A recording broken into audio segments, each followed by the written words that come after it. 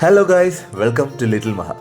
ഞങ്ങളിന്ന് വന്നിരിക്കുന്നത് ഞങ്ങളുടെ എഞ്ചിനീയറിംഗ് സഹപാഠിയായ അനന്തുവിൻ്റെ കല്യാണത്തിനാണ്. നിർഭാഗ്യം എന്ന് പറയട്ടെ, ഞങ്ങൾ വന്നത് കൃത്യസമയത്തായിരുന്നു. പുറത്തു നിന്ന് താലികെട്ട് കാണാനേ ഞങ്ങൾക്ക് വിധിച്ചിട്ടുള്ളൂ. സോ ഞങ്ങൾ പുറത്തിരുന്ന് കാര്യങ്ങളൊക്കെ പറഞ്ഞു. പിന്നെ പതുക്കെ ആളൊക്കെ ഒഴിഞ്ഞപ്പോഴത്തേനും ഞങ്ങൾ അകത്തോട്ട് ചെന്നു. അതാണ് അനന്തു. ആള് വീഡിയോഗ്രാഫിയുടെയും ചടങ്ങുകളുടെയൊക്കെ ചുറ്റുപാടിലാണ്. അപ്പം ഞങ്ങളുടെ കൂട്ടുകാരെയൊക്കെ കണ്ട സന്തോഷത്തിൽ അങ്ങോട്ടും ഇങ്ങോട്ടും വിശേഷങ്ങളൊക്കെ പറഞ്ഞു നിന്നു. അതിൻ്റെ ഇടയ്ക്ക് കിട്ടുന്ന വിഷ്വൽസൊക്കെ കാച്ചുന്നുണ്ട്. പിന്നെ ഒന്നും നോക്കില്ല, മലയാളികളുടെ ഫസ്റ്റ് പ്രിഫറൻസ്, ഞങ്ങൾ നേരെ കയറി ആഹാരം കഴിക്കാനിരുന്നു. നല്ല ഊണ്, എല്ലാവരും കഴിച്ച് ക്ഷീണിച്ച് കാറ്റ് കൊള്ളാൻ വേണ്ടി വെളിയിറങ്ങി നിൽക്കുന്ന നിപ്പാണിത്. കണ്ണൻ്റെ കുഞ്ഞാണെങ്കിൽ ഓടിക്കളിക്കുന്നുണ്ട്. എല്ലാവരും അവനുമായിട്ട് കളിക്കുകയാണ്. മഹാകുസൃതിയാണ് കേട്ടോ. എല്ലായിടത്തും ഓടി വരുന്നുണ്ട്, എന്തൊക്കെയോ ചെയ്യുന്നുണ്ട്, വണ്ടികളിലൊക്കെ പിടിക്കുന്നുണ്ട്. എല്ലാവരും സംസാരങ്ങളും കാര്യങ്ങളുമായിട്ടൊക്കെ നിൽക്കുകയാണ്. കൂട്ടത്തിൽ ആദർശിനോട് കൊച്ചവൻ നല്ല കമ്പനിയായി. ദീപക് ഒത്തുപിടിക്കുന്നുണ്ട്. എല്ലാവരും ചുറ്റും നിന്ന് അവനെ കൊഞ്ചിക്കുന്നുമുണ്ട്. അങ്ങനെ സമയം ഇങ്ങനെ പൊയ്ക്കൊണ്ടേയിരുന്നു. കാരണം കുറേ വർഷങ്ങൾക്ക് ശേഷമാണ് ഞങ്ങളെല്ലാവരും കാണുന്നത്. എല്ലാവർക്കും തമ്മിൽ പറയാൻ ഒരുപാട് വിശേഷങ്ങളുണ്ട്. എല്ലാവർക്കും എവിടൊക്കെയോ ജോലി ആയിട്ടുണ്ടോ, എന്തൊക്കെ ചെയ്യുന്നു, ഇതൊക്കെ ചോദിച്ച് നിന്ന് അവസാനം ഞങ്ങൾ പ്ലാനിട്ടു. ഈ ചടങ്ങ് കഴിഞ്ഞ് എല്ലാവരും 4 വഴിക്ക് പോകുന്നതിന് മുമ്പ് നമുക്ക് എവിടെങ്കിലും ഒന്ന് കാണാൻ പോകാം.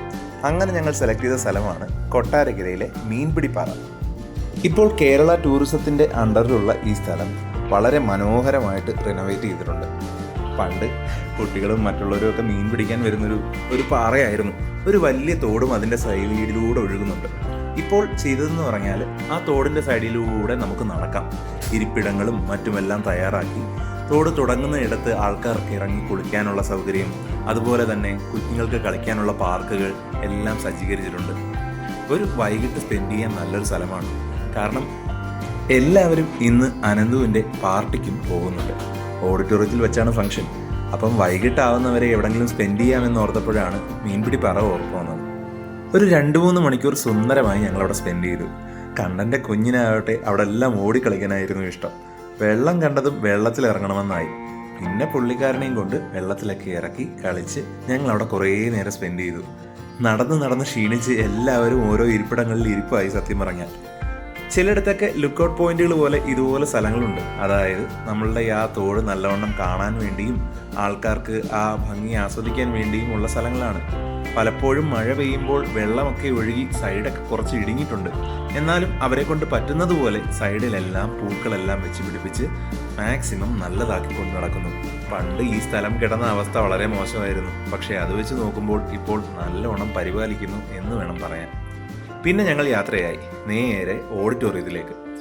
അനന്തുവിൻ്റെ കല്യാണ പാർട്ടി നടക്കുന്ന ഓഡിറ്റോറിയം. ചെന്നപ്പോഴേ പുറത്ത് ഒരു ലൈവ് തട്ടുകടയൊക്കെ കണ്ടു. അവിടെ ചെന്ന് ചായയൊക്കെ കുടിച്ച് വൻ കത്തികളൊക്കെ വെച്ച് ഞങ്ങൾ അങ്ങനെ നിൽപ്പായി. കാരണം ഞങ്ങളുടെ മിസ്സുമാരൊക്കെ വരുന്നുണ്ടായിരുന്നു. പ്രിൻസി മിസ്സും ദർശന മിസ്സും ഞങ്ങളെ പഠിപ്പിച്ച ടീച്ചർമാരും സാറുമാരും ഒക്കെ വരുന്നുണ്ടായിരുന്നു. എല്ലാവരെയും കണ്ട് സംസാരിച്ചു.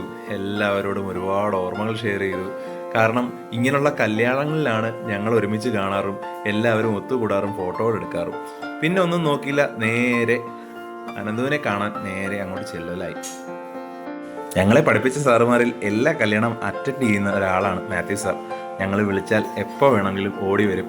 കാരണം ഞങ്ങളുമായിട്ട് സ്പെൻഡ് ചെയ്യുന്ന സമയം സാറിനും ഇഷ്ടമാണ്, ഞങ്ങൾക്കും ഇഷ്ടമാണ്. സാറ് ഫാമിലിയായിട്ട് എപ്പോഴും ഞങ്ങളുടെ എല്ലാ കല്യാണങ്ങളും മിസ് ചെയ്യാതെ വരാറുണ്ട്. അപ്പം അതുപോലെ ഞങ്ങളെല്ലാം അടിച്ചു പൊളിച്ചു. അപ്പോൾ അടുത്തൊരു വീഡിയോ കാണുന്നവരെ ബൈ ബൈ.